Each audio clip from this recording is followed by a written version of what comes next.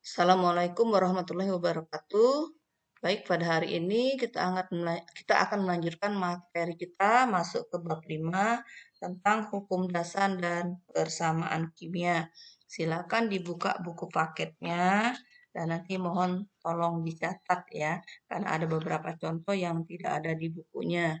Tolong diperhatikan ya. Nah, sebelum kita masuk ke tata nama senyawa kimia, ya, sebelum kita memasuki tentang hukum dasar dan persamaan kimia, kalian harus belajar dulu tentang tata nama senyawa kimia, ya. Senyawa kimia. Nah, kita perlu mempelajari penamaan dari suatu zat kimia. Karena setiap zat perlu kita beri nama untuk menunjukkan atau membedakan identitas dan karakter dari zat-zat kimia yang beraneka ragam dan sangat banyak jumlahnya yang ada di sekitar kita. Ya, baik, kita mulai dengan tata nama senyawa kimia. Kita mulai dengan tata nama senyawa biner, khususnya senyawa kovalen. Ya. Tata nama senyawa kovalen biner, di mana tata nama senyawa ini terdiri dari unsur logam dan non-logam. Ya. Nah, nama senyawanya sendiri itu adalah rangkaian dari nama kedua jenis unsur tersebut dengan nanti diberi akhiran ida. Nah, untuk penyusun nanti senyawa yang lebih dari satu, maka kita harus memberi angka indeks di bahasa Latinnya. Ya, kita beri angka indeks dalam bahasa Latinnya. Dan nanti ini akan kita beri nama ya beri nama di depan di belakang nama zat tersebut ya. Untuk mono tidak berlaku di depan ya, tapi dia di belakang. Tapi untuk yang lain awalan ini diberi di depan ya. Kita lihat contohnya nanti.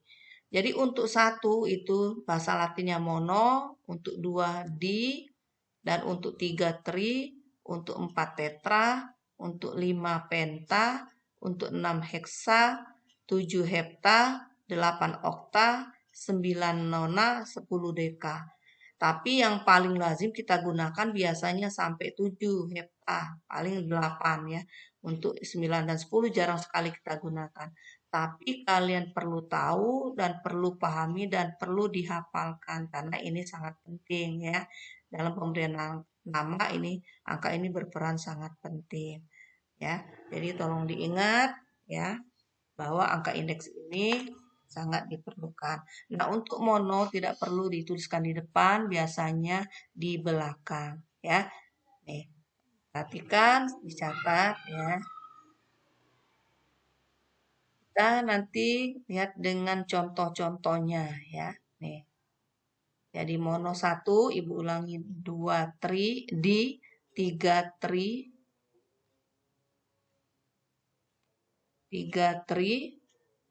4 tetra, 5 penta, 6 heksa, ya, 7 hepta, 8 okta, 9 nona, dan 10 deka. Ya.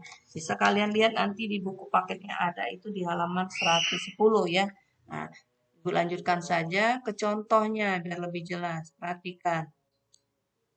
Nah, ada CO ya. Di sini pakai kata mono karena O-nya 1, tapi tidak kita mulai di depan ya. Kecuali nanti dimulai di angkanya di depan indeksnya.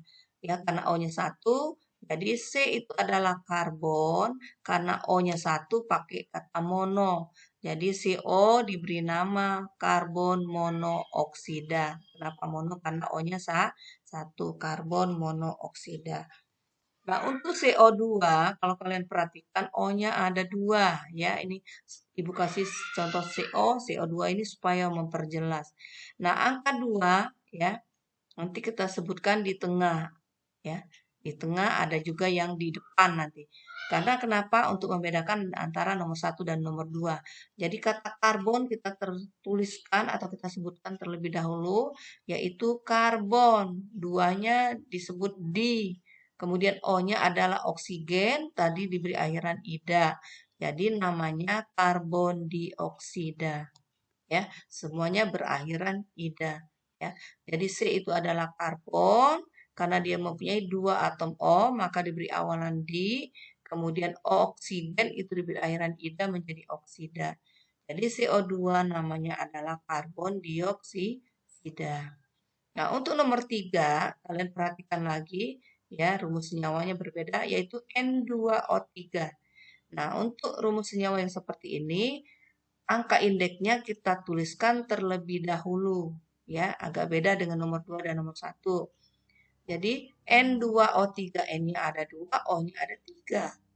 Jadi, dia mempunyai lebih dari seangka 1. Maka memberi namanya adalah 2 di N nitrogen, ya, 3 tri, O-nya oksigen, jadi ganti oksida.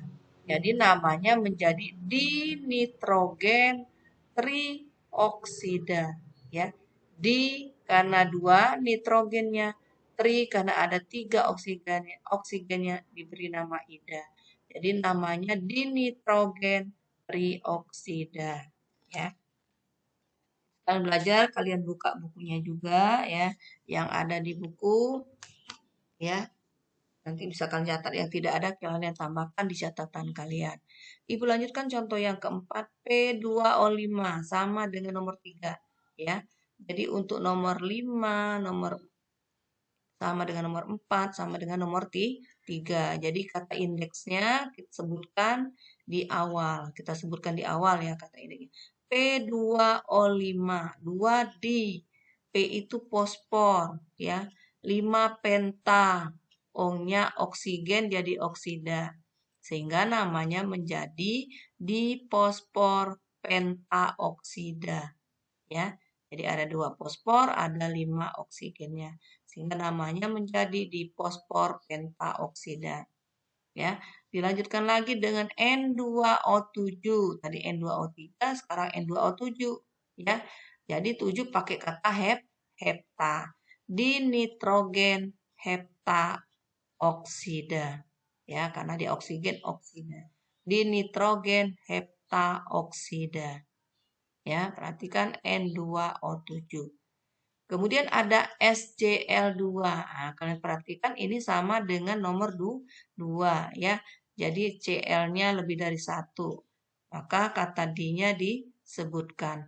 S-nya adalah sulfur, 2-nya adalah di, Cl-nya itu adalah klor, dikasih akhiran ida, sehingga namanya menjadi sulfur diklorida. Sulfur diklorida, ya.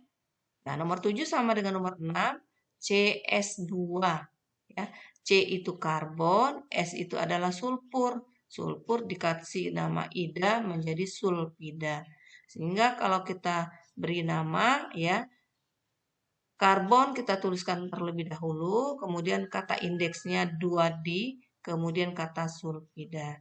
Jadi namanya karbon disulfida. Silakan kalian buka bukunya, ada di halaman 110. Nah, untuk contoh-contoh yang lain, ya, Ibu akan lebih jelaskan, ya. Kalian perhatikan Ibu menjelaskan karena di bukunya, ya, contoh-contohnya sangat kurang. Nah, yang perlu kalian perhatikan adalah tabel halaman 111, yaitu untuk nama-nama kation dan nama-nama anion, ya, ada di halaman 111. Bahwa kation itu adalah unsur-unsur yang bermuatan positif. Biasanya unsur-unsur ini terdiri atas unsur-unsur logam.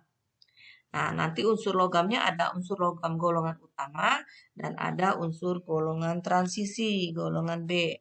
Kita telah belajar di sistem periodik unsur. Nah, untuk unsur golongan transisi nanti biasanya muatannya ada yang lebih dari 1. Ya, seperti besi. Besi itu ada yang bermuatan positif 2, ada yang bermuatan positif 3. Begitu juga timbal, ada yang positif 2, ada yang positif 4, dan seterusnya. Ya. Sedangkan anion, ya, ada di tabel 52, itu anion adalah yang bermuatan negatif, ya. Nih. Nah, di sini ada yang berakhiran at, ada yang berakhiran id, ya. Di mana berakhiran at ini dilihat dari jumlah O-nya. Kalau O-nya sedikit dia nitrit, kalau O-nya banyak dia berakhiran at. Kita lihat contoh untuk soal berikutnya. ya. Jadi tolong diperhatikan tabel halaman 111 mengenai kation dan anion. Sekarang kita lanjutkan tentang pemberian senyawa ion, di mana senyawa ion kita tahu senyawa ion itu terdiri dari unsur logam dan non-logam, ya. Di mana senyawa ion terdiri dari juga disebut dengan kation dan anion. Kata Ibu, kation yang bermuatan positif, anion yang bermuatan negatif. Kamu perhatikan di tabel 51 tentang kation. Kita ambil Na. Na bermuatan positif, natrium. Ya.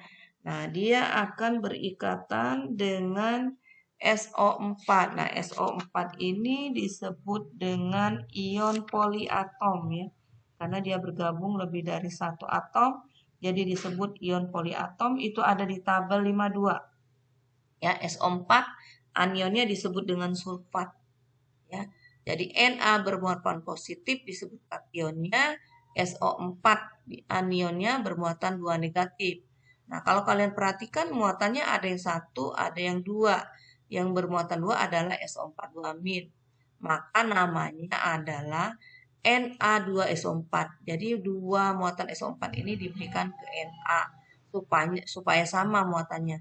Sehingga 2 dikali plus 1 nanti dia menjadi plus 2. Ya, samakan di sini. Silang ya. Nah, maka namanya sesuai dengan nama logamnya yaitu Na natrium, S itu adalah sulfat. Natrium sulfat ya. Jadi angka 2 di sini kita silangkan untuk memberi nama sehingga senyawanya menjadi Na2SO4. Nah, kalian perhatikan ya, senyawanya Na2SO4 namanya natrium sulfat. Ini perlu dicatat dan perhatikan dengan benar. Jadi sewaktu-waktu Ibu masukkan dalam soal ulangan, kalian dapat menjawab dengan baik dan benar. Ya. Jadi kalian perhatikan tabel di halaman 111. Ibu berikan contohnya, perhatikan apa yang Ibu sampaikan. Ya. Ibu lanjutkan lagi dengan contoh yang kedua, Ag. Ag itu perak. Ya. Di tabel 51 Ag. Ya, perak. Perak itu bermuatan positif 1. Dan anionnya perhatikan di tabel di bawah NO3- ya. NO3- disebut anionnya. Jadi dia berakhiran at ya karena jumlahnya banyak. Kalau dia O dia berakhiran it. Jadi di sini ya berakhiran at. Nah, kalau kalian perhatikan Ag bermuatan positif 1, anionnya negatif 1, kelop sama-sama 1. Jadi tidak perlu disilangkan. Sehingga kita memberi namanya ya menjadi perak nitrat. Ag perak, NO3 itu nitrat. Jadi digabung saja namanya perak nitrat. Rumus kimianya adalah AgNO3. Jadi kalian gabungkan saja AgNO3. Tolong diperhatikan dicatat ya. AgNO3 namanya perak nitrat ya. Perak nitrat ya. Perhatikan lagi tabel di halaman 111. Kalian cari Al. Al itu adalah aluminium. Nah, dia bermuatan positif 3 kationnya. Akan kita ya ikatkan dengan atau kita sandingkan dengan SO4 2-min. Dia berikatan dengan SO4 2-min kan ikatan ion ya, ikatan antara ion positif dan ion negatif. Akan berikatan dengan SO4 2-min ya sebagai anionnya. Maka senyawanya akan membentuk Al2SO4 3 kali. Nah, di sini rumus senyawanya sangat berbeda. Jadi dia berlaku seperti nomor 1, ini harus disilangkan. SO42 diberikan ke Al, sehingga Al menjadi Al2. Al3 plus diberikan ke SO4, sehingga SO4 menjadi 3 kali. Sehingga muatannya sama-sama 2 kali 3 plus 6 plus 3 kali 2-min 6-min. Sehingga kita samakan sama-sama bermuatan plus 6 dan min 6. Nah, untuk namanya kalian tinggal menggabungkan saja. Al itu aluminium, SO4 itu sulfat. Sehingga namanya menjadi aluminium sulfat. Ya. Jadi untuk memberi namanya kalian gabungkan saja. Kecuali untuk menuliskan rumus kimianya kalian harus silang. Jadi muatannya ini kalian silang. Jadi 3 berikan ke SO4, yang 2 punya SO4- kalian berikan ke Al2 ya. Seperti itu ya. Nah, nanti kalian catat, kalian pelajari lagi, nanti sendiri kalian ulang-ulang supaya lebih paham ya. Sambil mendengarkan, sambil mencatat. Nah, ini untuk tata senyawa ion logam dan non-logam. Jelas ya, nanti kalau tidak jelas, kalian silakan tanyakan di forum diskusinya. Ya, baik. Ibu akan lanjutkan ke selanjutnya, yang kelima nih, slide kelima.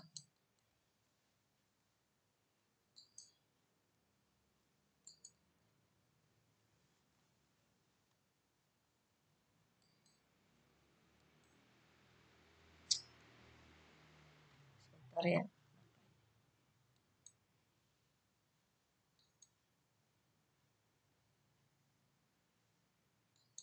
Oh, nah,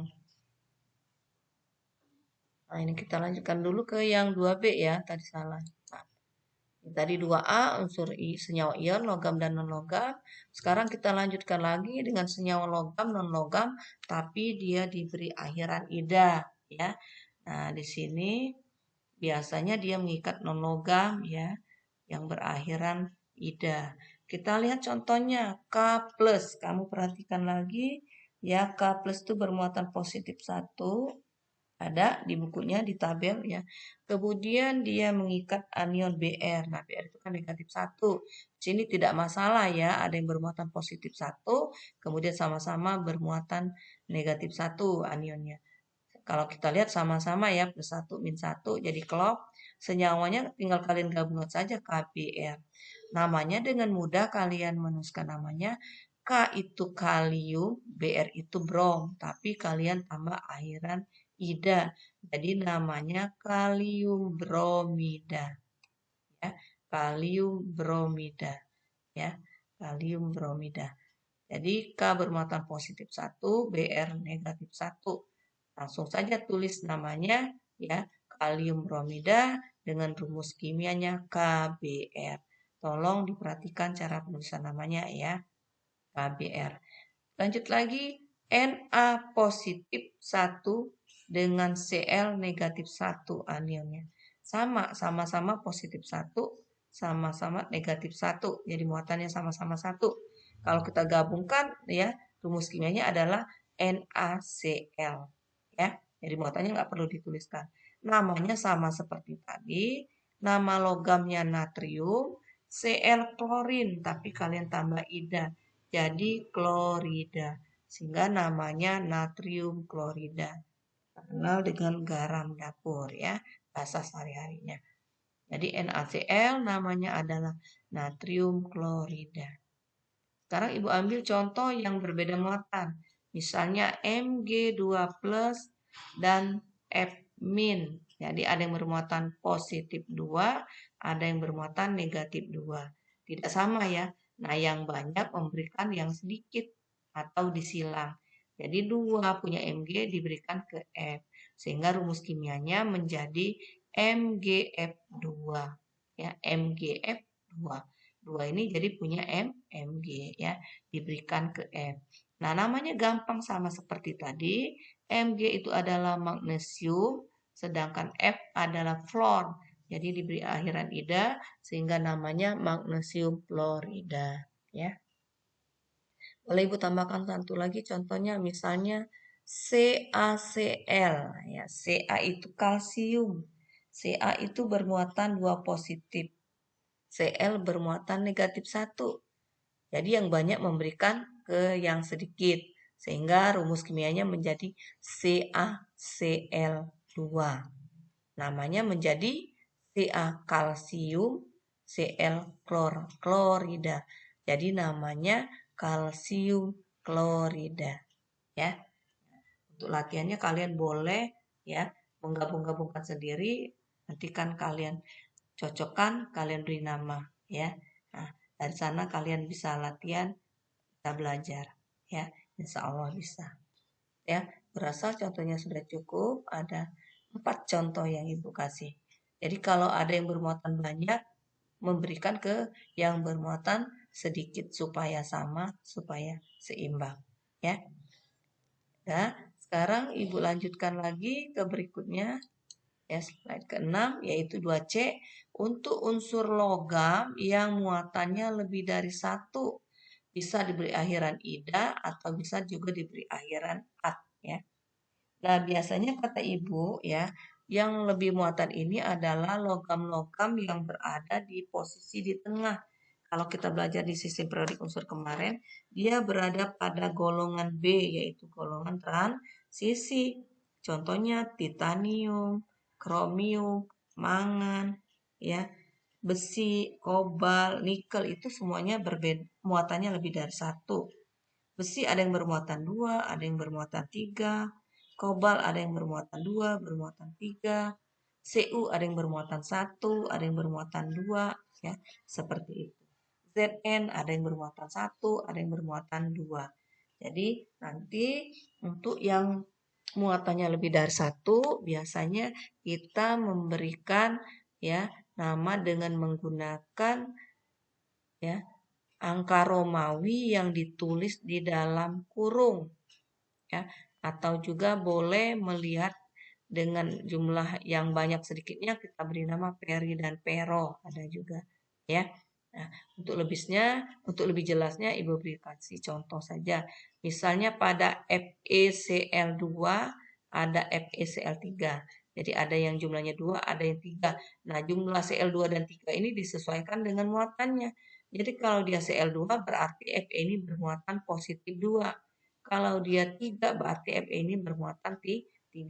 Jadi besi itu hanya 2 ya, bermuatan positif 2 dan bermuatan positif 3. Sehingga yang mengikat 2Cl maka namanya menjadi besi 2 klorida. Atau boleh kita kasih nama, ada nama lainnya juga boleh, peroklorida. Tapi yang lazim kita berikan namanya adalah besi 2 klorida menurut IUPAC aja ya. Nah, kemudian FeCl3, Fe-nya ini bermuatan positif 3. Maka namanya menjadi besi 3 klorida. Atau melihat dari jumlah Cl-nya, maka boleh diberi nama juga periklorida. Tapi kata Ibu yang sering kita gunakan itu adalah namanya adalah besi 3 klorida.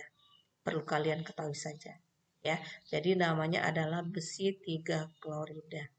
Jadi kalian buat dengan angka Romawi dengan menggunakan tanda kurung. Jadi angka Romawi ini adalah muatan daripada logamnya ya, logam transisinya. Kita lihat yang berakhiran at.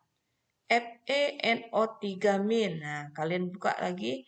Fe di sini yang bermuatan positif 2. NO3-nya adalah bermuatan negatif 1. Lihat di tabel 111, tabel 52. Ya. FeNO3. Jadi diberi nama besi 2 nitrat. Oh, maaf Ibu salah ya. FeNO3 2 kali mestinya namanya ya. FeNO3. Jadi namanya adalah besi 2 nitrat. Besi 2 nitrat.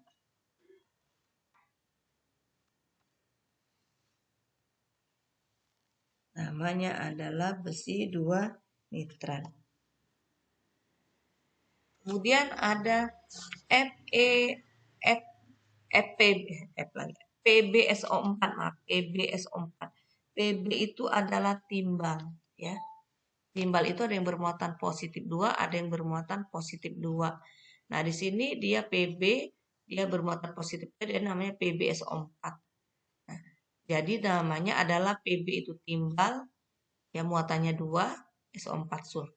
Nah, untuk yang FeNO3 lupa Ibu, mohon maaf. Kalian buat dalam kurung, kalian robak ini ya diralat. Fe dalam kurung NO3 2 kali. Karena kalau kalian perhatikan NO3 di tabel itu bermuatan negatif 1 ya. Jadi Fe itu bermuatan 3. Jadi tetap pakai dalam kurung, ini Fe dalam kurung NO3 2 kali. Untuk ya. Jadi namanya besi 2 nitrat. Kemudian kita lihat untuk CuSO4. Nah, kata Ibu tadi Cu itu ada yang bermuatan positif 1, ada yang bermuatan positif 2. Jadi karena dia sama-sama 2 tidak perlu kita tulis dalam kurung, tapi penamaannya kan dia logam unsur transisi, maka kita memberikan namanya pakai dalam kurung, yaitu tembaga 2 sulfat. Karena tembaganya ini yang bermuatan 2 ya. Tembaga 2 sulfat. Ini namanya. Jadi diberikan dengan menggunakan angka Romawi dibuat dalam kurung. Tembaga bermuatan positif 2, SO4 bermuatan positif 2. Jadi namanya adalah tembaga 2 sulfat. Ya, seperti itu. Tolong diingat ya.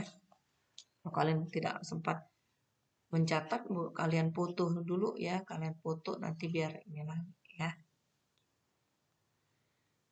Baik, udah jelas. Kita lanjutkan lagi ke berikutnya. Nih, tata nama asam dan basa ya. Nah, perhatikan di bukunya, buku kalian ini ya. Nanti latihannya banyak tapi contoh-contohnya kurang diberikan. Nah, kalian perhatikan apa yang Ibu sampaikan ya. Tolong diperhatikan. Baik, Ibu lanjutkan. Tata nama asam dan basa. Tolong disimak dengan baik. Ya, yang pertama kita lihat dulu penamaan senyawa asam. Ya, nah, penamaan senyawa asam ini dilakukan dengan memberikan kata asam di awalnya, ya, di depannya, dan nanti diikuti dengan nama anion sisa asamnya. Ya, jadi kita mulai dengan walaupun kalau kalian perhatikan contoh yang Ibu tuliskan di sini ada beberapa, semuanya pakai H. H itu adalah hidrogen. Sebenarnya boleh saja memberi nama hidrogen klorida, tapi nama yang umum, nama yang lazim digunakan di sini adalah dengan pakai kata asam.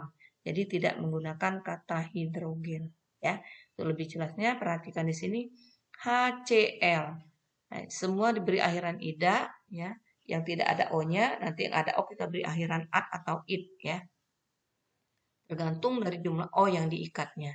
Kita lihat dulu yang berakhiran ida. Kita lihat posisi yang ini saja dulu ya. HCl. H ini dibaca asam. Klorin, klorida. Ya, diberi akhiran ida. Sehingga namanya menjadi asam klorida. Ya. Kalian sudah belajar dengan sistem periodik unsur. Kalau kalian paham, kalian akan lebih mudah ya mempelajarinya. Apalagi kalian sudah hafal dan sudah paham. Ingatin Cl klor, Br brom, ya. F-fluor. Nah, jadi nanti dengan memberi nama kalian akan lebih mudah lagi. Jadi HCl diberi nama asam klorida. HBr, H asam, Br-nya brom. Jadi namanya asam bromida. Oh ini maaf salah nih ya. Bromida, bromide. Oh ini ketiknya. Bromida ya, tolong diganti bukan bromide. Asam bromida. HCN, H asam, SN-nya sianida, asam sianida. Semua berakhiran ida. Nah, ini maaf ini salah ketiknya, tertulisnya florida, terketiknya floride ya. Asam sianida, HF fluor, asam florida. Ganti ya, E-nya ganti florida. HF asam florida. Ya. H2S. Nah, walaupun di sini ada angka 2, kita tidak perlu ya menuliskan indeksnya karena di sini beda untuk memberikan nama asam. Kenapa 2? 2 ini karena hanya 1, S-nya itu bermuatan negatif 2, H itu 1. Jadi untuk menyamakan ya. Jadi H2 di sini untuk menyamakan dengan S. Namanya adalah asam sulfida. Jadi duanya nggak usah disebutkan, tetap kata asam hanya S-nya adalah sulfida. Jadi namanya adalah asam sulfida. HI hanya asam, I-nya iod ya, iodium, iod. Jadi namanya adalah asam iodida. Asam iodida ya. Namanya adalah asam iodida. Jadi semua berakhiran ida untuk yang tidak mengikat O. Nah, kalau dia mengikat O, perhatikan di sebelahnya, tergantung banyak sedikitnya O yang diikat. Ya, kita lihat HNO3. H itu asam. Nah, kalian perhatikan lagi di tabel halaman 11 ya. tabel 52. Nah, kalian lihat NO3 itu nitrat. Jadi namanya asam nitrat, ya. Kemudian H2SO3 ada H2SO4. Perhatikan ada di tabel yang SO3 sulfit, yang SO4 sulfat. Jadi dibedakan dari jumlah O yang diikat. H2SO3 namanya asam sulfit, ya. Asam sulfit ada di bukunya. Ini ya. SO4 itu sulfat. Jadi namanya asam sulfat, ya. Asam sulfat. Nah, untuk CO3 itu dikenal dengan nama karbonat. Nah, kemudian di buku nggak ada ya, tambahan saja. Jadi CO3 cuma satu. CO3 itu bermuatan 2 min. Makanya di sini hanya ada 2. Jadi angka 2 sini adalah untuk menyamakan muatan. Pada HNO3, HNO3 saja karena NO3 bermuatan negatif 1. SO3 bermuatan negatif 2, SO4 bermuatan negatif 2. Ya, jadi untuk menyamakan jadi hanya harus dituliskan 2. H2CO3 karena CO3 itu bermuatan negatif 2. H2CO3 asam karbonat, ya. C itu karbon kan ikat O jadi berakhiran at jadi karbonat, ya. Jadi karbon ditambah akhiran at karbonat. Kemudian lihat pada H3PO3 ada di bukunya fosfat, ya. Fosfat. Nah, PO3. Ada tuh fosfat ada di halaman 101 tabel ini ya. Di tabel 52. Nah, kalau PO3 fosfat, kalau PO4 adalah fosfat. Angka 3 ini adalah untuk menyamakan saja ya. PO3 min, lihat di bukunya ada kalian. PO4 3 min. Sehingga namanya menjadi asam fosfat, asam fosfat. Ya, seperti itu. Tolong diperhatikan, disimak dengan baik. Ya, yang tidak ada penjelasan di bukunya. Ya, nah Ibu tambahin contohnya banyak sekali. Sambil mendengarkan Ibu, sambil dicatat. Ya, baik Ibu lanjutkan lagi. Ya, kalau ini penamaan asam, kita lanjutkan ke penamaan basa. Kita lanjutkan yang ke-8. Nih, penamaan senyawa basah. Ya, basah. Penamaan senyawa basah nggak pakai H ya, basah. Penamaan senyawa basah dilakukan dengan nama logam dan diikuti kata hidroksida. Hidroksida itu adalah OH. OH ini disebut dengan hidroksida. Nah, perhatikan ya, hidroksida itu OH. Nah, Ibu lupa tadi nulisnya dalam kurung mestinya OH ya. OH hidroksida. Lihat contohnya. NaOH. Di sini ada nama logam semua diikuti dengan kata hidroksida. Kalau kalian perhatikan semua ada OH. Nah, untuk ada angka indeks 2 dan 3 di sini tidak perlu disebutkan seperti kita penamaan nomor 1, tapi di sini untuk menyamakan muatan saja ya. Angka 2, 3 di sini untuk menyamakan muatan. Kita lihat NaOH, NaOH. Na itu bermuatan positif 1. OH selalu negatif 1, ada di tabel 52.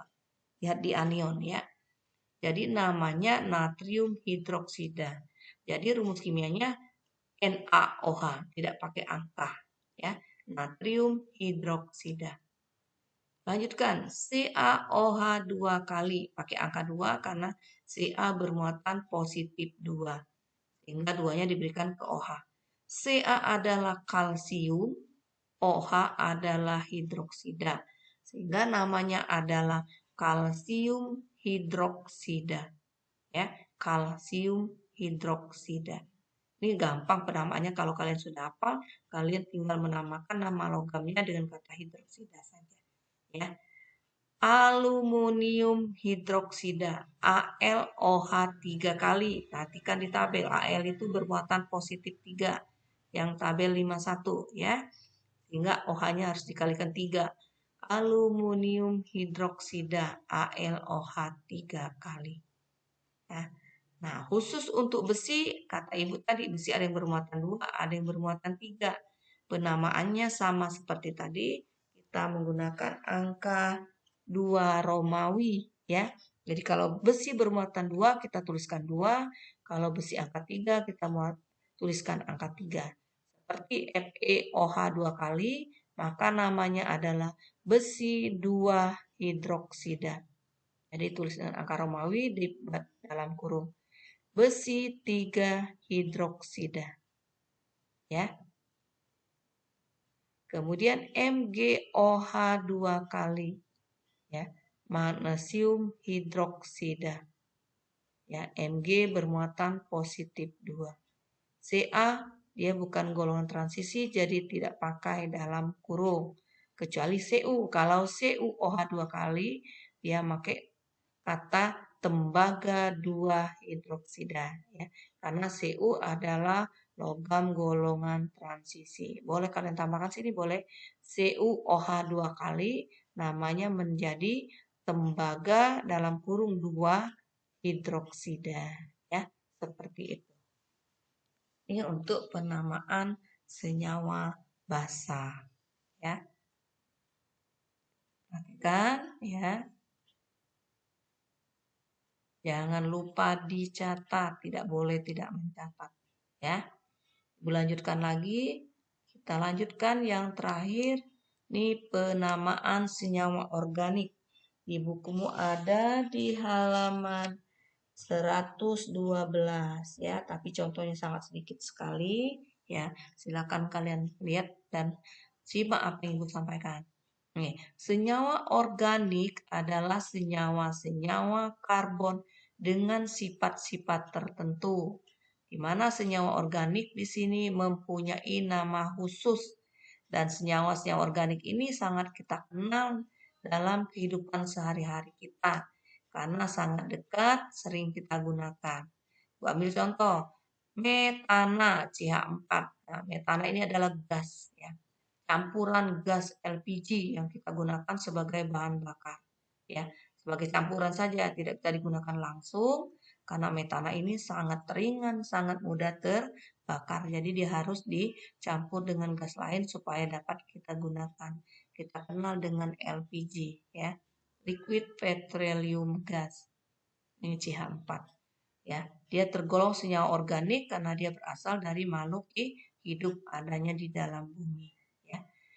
Kita lanjutkan dengan CONH2 2 kali. Urea. Nah, urea ini kita kenal sebagai pupuk. Tapi yang kita kenal sebagai pupuk buatan ya. Sebenarnya tubuh kita sendiri juga bisa menghasilkan urea, yaitu dari air sisa buangan air seni kita. Itu mengandung urea, baik manusia maupun hewan ya. Jadi dia berasal dari makhluk hidup. Makanya namanya ya apa nama senyawanya ini ya merupakan khas karena dia mengandung sifatnya khas dan dia merupakan senyawa organik urea. Tapi yang urea yang kita kenal itu sekarang adalah urea yang dibuat dari hasil sintetis ya untuk membantu kita dalam produksi ya untuk tanaman supaya hasilnya lebih baik dan lebih banyak subur ya. Ini pupuk urea kita kenal. Kita lanjutkan lagi dengan CH3COOH. Kita kenal sehari-hari dengan nama cuka ya atau nama kimianya asam asetat. Nah, cuka ini dibuat dari hasil fermentasi air kelapa ya. Kita kenal dengan nata de coco ya, dengan cuka ya dan sebagainya atau juga dengan ini apa namanya dengan dikenal juga dengan sake atau bisa juga dibuat minuman ya fermentasi. Nah, ini CH3COH. Jadi dia berasal dari senyawa organik yaitu dari buah kelapa, air kelapanya ya. Selain bisa dibuat cuka, bisa dibuat yang lainnya. Ya arak, ya nata de coco. Kemudian kita kenal lagi ya dengan yang namanya glukosa. Nah, dengan rumus kimianya C6H12O6. Juga senyawa organik. Kita tahu glukosa sangat dibutuhkan bagi makhluk hidup sebagai sumber energi ya. Dari mana kita mendapatkan glukosa? Dari makanan yang kita makan, dari buah-buahan, ya, dari sumber-sumber karbohidrat, umbi-umbian, kentang, nasi, ya, buah-buahan, tebu dan sebagainya ini mengandung glukosa, ya. glukosa. C6H12O6. Jadi rumus kimianya sudah memiliki sifat khusus, tidak bisa kita rubah-rubah ya. Nah, kita lanjutkan lagi dengan C2H5OH. Sehari-hari kita kenal dengan nama alkohol ya, atau nama kimianya etanol. Ini kita gunakan sebagai antiseptik ya. Nih, secara medis ya. Tapi ini alkohol juga bisa kita buat dari hasil fermentasi, misalnya dari proses peragian, pembuatan tapai, dari buah anggur, ya, dari buah-buah yang mengandung glukosa. Dan alkohol ya, kalau digunakan untuk kesehatan dalam jumlah yang banyak sangat tidak baik. Apalagi yang dibuat dari hasil fermentasi yang tingkat alkoholnya tinggi ya. Ini alkohol. Jadi dia merupakan senyawa organik juga yang dibuat dari tumbuh-tumbuhan ya, hasil fermentasi.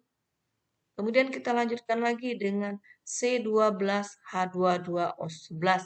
Kita kenal dengan gula tebu. Nah, gula tebu berasal dari tebu. Tapi ya, nama kimianya dikenal dengan nama sukrosa atau gula tebu ya. Sukrosa gula tebu. Nah, ini juga sebagai sumber energi bagi kita ya, gula ya, gula tebu. Dalam kondisi normal kita harus minum karena sebagai sumber energi, tapi tidak boleh banyak-banyak karena dapat menyebabkan menaikkan kadar gula ya dalam tubuh kita berlebih ya. Apalagi kalau sudah berlebih ya, sangat berlebih akan menimbulkan penyakit diabetes mellitus atau penyakit gula ya. Nah, kita kenal dengan penyakit diabetes. C12H22O11 boleh ya, tapi tidak boleh berlebih karena tingkat energinya sangat tinggi ya. Kemudian ada CH3Cl ya. CH3Cl. Nah, ini kita kenal sebagai obat bius ya. Dalam dunia kedokteran ini dikenal sebagai obat bius ya. Dikenal dalam bahasa kimianya itu adalah kloroform ya, obat bius. Nah, ini ya.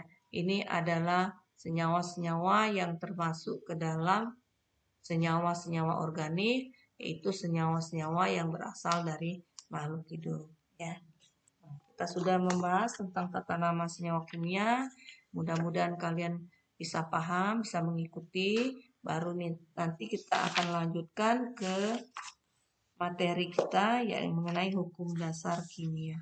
Karena pada dasarnya belajar kimia itu ya berantai. Jadi yang satu harus dipahami supaya untuk ke materi berikutnya kita akan lebih mudah untuk mempelajarinya. Jadi tidak boleh kita lengah ya, karena kalau satunya tidak bisa maka akan kita kesulitan untuk mempelajari yang materi selanjutnya. Ya, tolong diperhatikan dengan baik dan jangan lupa dicatat. Makanya Ibu buat ulang kali ya agar kalian selalu mencatat tujuannya apa supaya kalian bisa mempelajari ulang supaya bisa lebih mudah lagi untuk dimengerti. Akhirnya ya Ibu tutup sampai di sini dulu ya. Silakan nanti kalau mau bertanya di forum diskusi, Ibu harap kalian banyak bertanya itu akan lebih baik. Demikian Ibu akhiri sampai di sini. Terima kasih. Wassalamualaikum warahmatullahi wabarakatuh.